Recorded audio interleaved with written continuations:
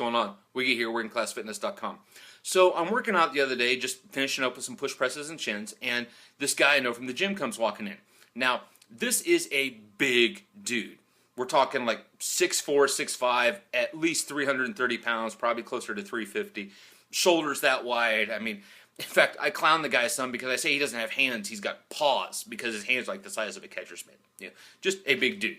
Now, he's built kind of like a farm boy. You know, he's not only big, but he's real thick. You know, barrel chest and, you know, kind of a big gut and thick legs and stuff like that. You know, kind of dude walks by and, like, you know, the sun disappears for a minute. So anyway, he comes walking in, and it's obvious. I haven't seen the guy in at least like a month, something like that. But it's obvious he's lost some weight. So I stop him. You know, I'm like, "Hey, dude, how you doing?" "Hey, man, how you been?" Yes, he does sound like that. You got to remember, I live in North Carolina. Lots of southern accents around here, and this guy would be the first one to tell you he's 100% diehard NASCAR loving countrified redneck. So I'm not making fun of the guy whatsoever when I use an accent.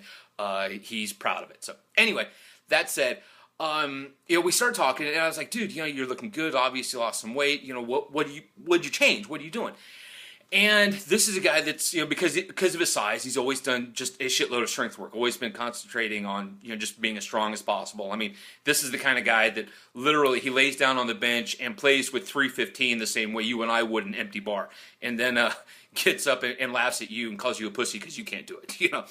Anyway, he tells me he's kind of put some of the strength work to the side and has just started doing a lot of cardio, especially running. He's going out and jogging, or, you know, doing road work, whatever you want to call it, for a minimum of 45 minutes a day, every single day of the week, and many times up to as much as like an hour and a half a day, you know, several times a week. And it's working for him. He's obviously losing weight, but it's starting to concern the guy a little bit because, you know, his knees are starting to hurt and his ankles are starting to hurt. I mean, the guy's just too damn big to be out there pounding the pavement. The shock to his body is just kicking his ass. But at the same time, he's putting so much time into that, and, you know, his body's trying to recover from the shock and everything else, as well as just doing all the cardio, that he can't put the time into the strength work. So he's actually losing a little bit of strength, but he just figures that's kind of a byproduct of what you know, what he's going to have to go through in order to lose this weight. So I said, you know, well, have you ever thought about trying circuit training instead? You know, doing something different. And he looks at me and he goes, "Circuit training? What the hell am I going to do circuit training for?" And I said, you know, I said, "No, I mean, really, instead doing that instead of cardio." And he looks at me like I'm kind of nuts, and he makes, you know, a couple snide remarks about, you know, skinny chicks doing, you know, I don't know, jazzercise or some shit like that. And it's obvious, you know, that he's kind of fallen prey to the bad reputation that circuit training has gotten over the years. So I kind of decided to take a different tactic with him, and I said, "Hey," I said, "are you a fight fan? You know, do you watch mixed martial arts?" "Yeah, man, I like that there UFC." And I said, "That's cool." I said, "Now these guys are in awesome shape, right?" He's like, "Oh, hell yeah, you know, man, they got a punch and kick, and man, they got, you know, awesome cardio, and, you know, kind of goes on for a minute." And I said, "Well, think about it." I said, "Think about what a fighter needs. He's got to be really strong. He's got to be fast. He's got to have great cardio. But he's got to have all these things at the same time. You know, he's got to be strong when he's tired and fast when he's tired. You know, sometimes he's got to be working really hard and really fast and intense, and then sometimes it's slower. And then he's got to be able to hit it hard whenever he needs to, you know, and such like that." He's like, yeah, okay, that makes sense." And I said, "Now, how do you think a fighter would go about doing that?" And he's like, "Well, hell, man, how the hell does I know? I got no idea." And I start telling him about, you know, some of the fighters that I train and this and that, and how I help them develop these kind of physical qualities using circuit training. And the guy says, "Well, I thought that was just that shit you did on like them there, you know, them old universal machines and shit like that, like they had back there in the high school." And I said, no, that's not it. I said, all circuit training really is just coupling together, you know, multiple exercises. And, you know, if you're really good and you do stuff the way I do, I teach my fighters to do it, you do it, you know, coupling together not only different exercises, but different types of training. And, you know, you're doing strength work and then something to make you fast, and then adding cardio, and you are having to lift heavy while you're, you know, breathing hard and all these things. And it allows you to kind of work all of this different stuff all at the same time. And I can see his mind's working. He's, you know, his interest and curiosity is getting piqued. And I said, you know, would you be interested in something like this? I said, what if, I said, you're obviously losing strength, like you said, and you don't want to do that. He's like, yeah. And I said, but you want to be able to, improve your cardio and lose all this weight, right? He's like, yeah. I said, well, what if you could do that, just by, shifting around how you hit your strength training or how you hit, lifting the weights. He's like, yeah, well, that'd be cool. And I said, listen, I said, what is it that you're here? I said, you come in today. I said, what are you working? And he goes, chest and back. I said, all right. I said, do this. I said, take 2 barbell exercises and 2 dumbbell or like machine exercises for each one. And then couple them together in pairs. Do your barbell exercise first. So you'll do, let's say, a bench press followed up by dumbbell rows, or a barbell row followed up by dumbbell flies, or incline press followed up by pull downs, anything like that.